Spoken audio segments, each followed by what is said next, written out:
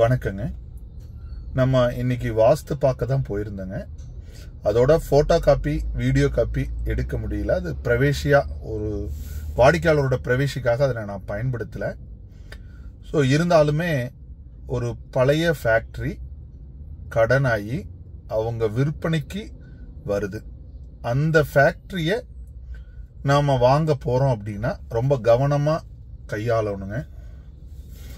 ஏன் அப்படின்னா ஒரு விற்பனைக்கு வர்றது அல்லது கடன் அதிகமாகுது, அந்த ஃபேக்டரி ரன் ஆகாம போகுதுன்னா அங்க நிச்சயமா வாஸ்து குறைபாடுகள் இல்லாம அது நடக்காது.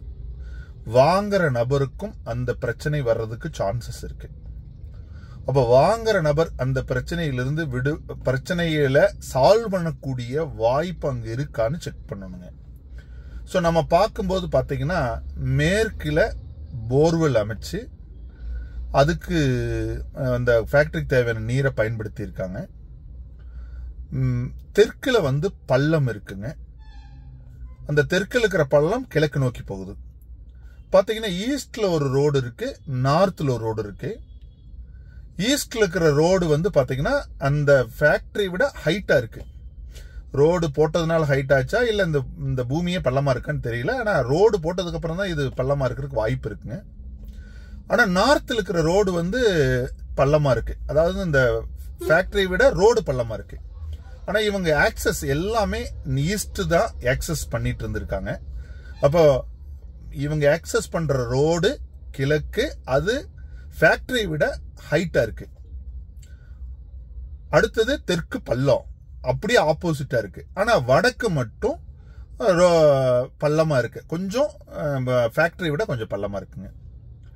ஸோ இந்த தெற்குல போர்வெல், இந்த அமைப்பை நம்ம என்ன செஞ்சா நம்ம சால்வ் பண்ண முடியும் அப்படிங்கிறத நம்ம வாங்குற வாடிக்கையாளருக்கு என்னென்ன பண்ணுனா இது நமக்கு சாதகமா வரும் அப்படிங்கிறத நம்ம தெற்கு பள்ளத்தை வாங்கக்கூடாது. அதுக்கு ஒரு 30 அடியோ 20 அடியோ விட்டுட்டு தான் நீங்க ஃபேக்டரியை வாங்கணும். ஒருவேளை அது அவர் கொடுக்கலன்னு சொன்னா வேற யாருக்காவது எழுதி வாங்கிட்டு வித்துருங்க, அல்லது வேற பர்பஸுக்காவது வச்சுக்கோங்க. பட் உங்களுக்கு அந்த பள்ளத்திலிருந்து 30 அடி லென்த்தை நீங்க யூஸ் பண்ணக்கூடாதுங்க. ஏன்னா பள்ளம் பெரிய ஆழம் கிடையாது, அதனால 30 அடி போதும்னு சொல்லிட்டோம். ஈஸ்ட் ரோடை விட ஆக்சஸ் எல்லாத்தையுமே நார்த் ரோடுக்கு மாற்ற சொல்லிட்டு நார்த் ஈஸ்ட்ல ஒரு போர்வெல் போட்டு நம்ம போர்வெல் போட சொல்லி நீங்க அங்கிருந்து தான் வாட்டர் எடுத்து மற்ற ஃபேக்டரிக்கு யூஸ் பண்ணணும். அந்த 30 அடிக்கு நீங்க வாங்காம டாக்குமெண்ட் பண்ணாம பென்சிங் பண்ணி பக்காவா நார்த்ல இருக்கிற ரோட அக்சஸ் பண்ணா கண்டிப்பா இந்த ஃபேக்டரியை சக்சஸ்ஃபுல்லா கொண்டு போக முடியும் அப்படின்னு நம்ம சொல்லியிருக்கோம். கண்டிப்பா அவங்க இந்த ஸ்டெப்புக்கு வாங்குறேன்னு சொல்லியிருக்காங்க.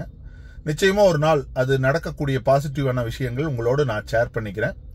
நன்றி, வணக்கங்க.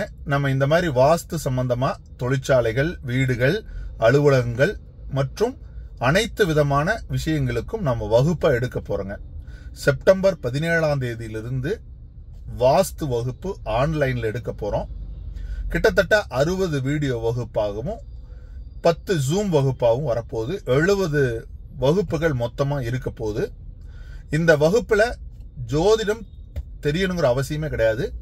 அடிப்படையில நமக்கு ஆர்வம் மட்டும் இருந்தா போதும். தமிழ் எழுத படிக்க தெரிந்து இது வாஸ்து ஆர்வம் மட்டும் இருந்தா போதும். இன்ட்ரெஸ்ட் இருக்கிறவங்க கலந்துக்கலாங்க.